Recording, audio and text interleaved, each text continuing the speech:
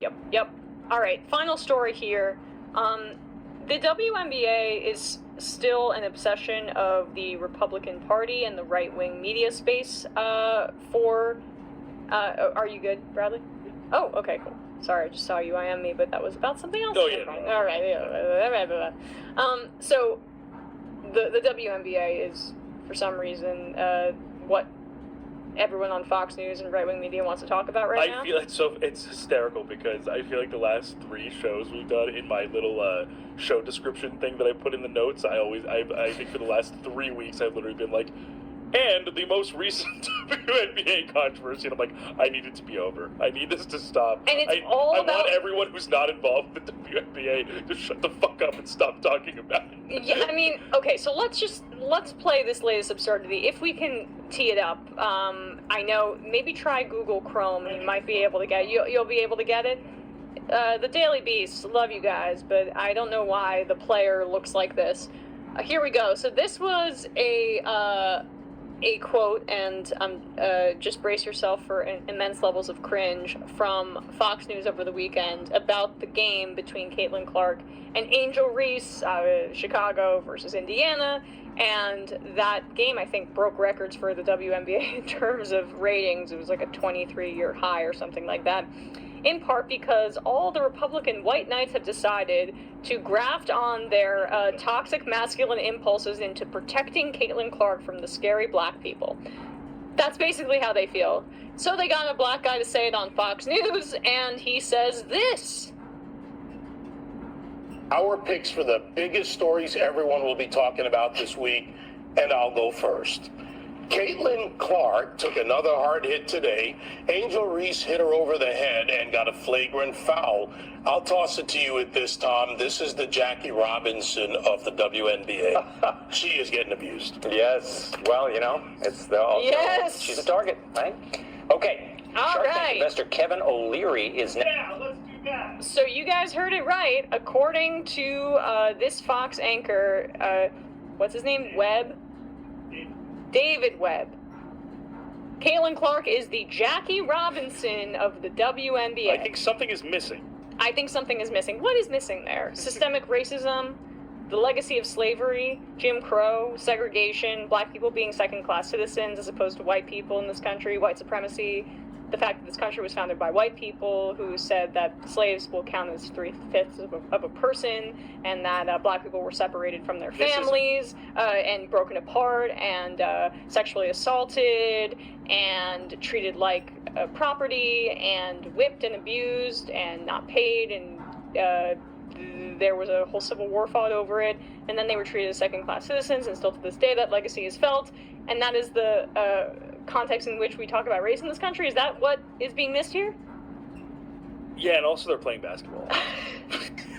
I don't mean to be too sanguine about this, but also it's like Jackie, people in the stands wanted to they didn't want to cheer at Jackie Robinson. They wanted to kill him. They wanted to literally murder him. Right.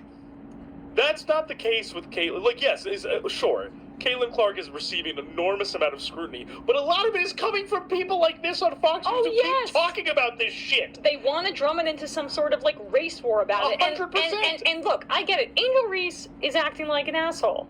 She's acting like an asshole. I get it, but there are assholes in the NBA. Are we going to talk about how Draymond Green fouls a white Luka Doncic at some point? I don't know. Are we going to be like? Are we going to say this is Luka Doncic is the Jackie Robinson of the NBA? If his name was Luke Clark. I mean, Angel Reese is trying to be a Draymond Green like villain in the situation and figure. She's clearly playing this up. I don't love it. I think it's a little odd, but it's also financially beneficial for her. But I will say not to fully defend that also because and on one hand, I think the flagrant one characterization made sense only because I feel like if her hand had been extended a foot and a half more. Oh, she was going for it. She was not. You don't think she was going for the ball? I don't know if she was going for the ball there. Come on. Maybe I'm being too charitable. I just thought maybe if it was 1 inch she could have actually gotten the ball. She's doing a one-armed alligator arm thing where she's swatting with a full extension of her arm as if she's going. I don't know. But if that's the case, which I could grant you it's certainly possible. A part of me does understand when it's she's been in the spotlight and had arguably more success Yeah. as a college player than Caitlin Clark did. And in the sense that they beat Iowa for the NCAA championship last week. So I think, unfortunately, for just the entire kind of like NCAA championship. Yeah, sorry, NCAA not championship. WNBA. For the, you may have said that. For the swirl of kind of like feelings and kind of all the complexes and stuff that may arise from this like toxic Caitlin Clark discourse, is that Angel Reese might, and I think in some of her comments makes it clear that she might feel some sort of like inferiority or like chip on her shoulder because she feels as if she's part of the reason of the groundswell of women's basketball prominence and is kind of getting lost in the shuffle of the Caitlin Clark discourse. It doesn't justify the behavior. I'm sorry. Like, I don't... I'm not saying it justifies the behavior. No. Angel Reese, like, the women that have been in this league, particularly women of color, black women, that have an issue with Caitlin Clark getting all this outsized attention and endorsement deals when it's like, we're grown women that have been professionals for this time period, and we never got this until a white girl came in, and and also I just want to say her style of play is also extremely exciting, and people love the fact that she can hit a shot from anywhere on the floor. So that's part of it. It's not just her whiteness; it's also the way that she plays, and it's like the three ball is the way that it's shot in the WNBA. It hasn't necessarily been. I don't know. I don't want to go down that road, but you get what I'm saying. Her scoring ability, I think, for casuals is a really exciting and enticing thing to hook onto, even for me. But but my point is that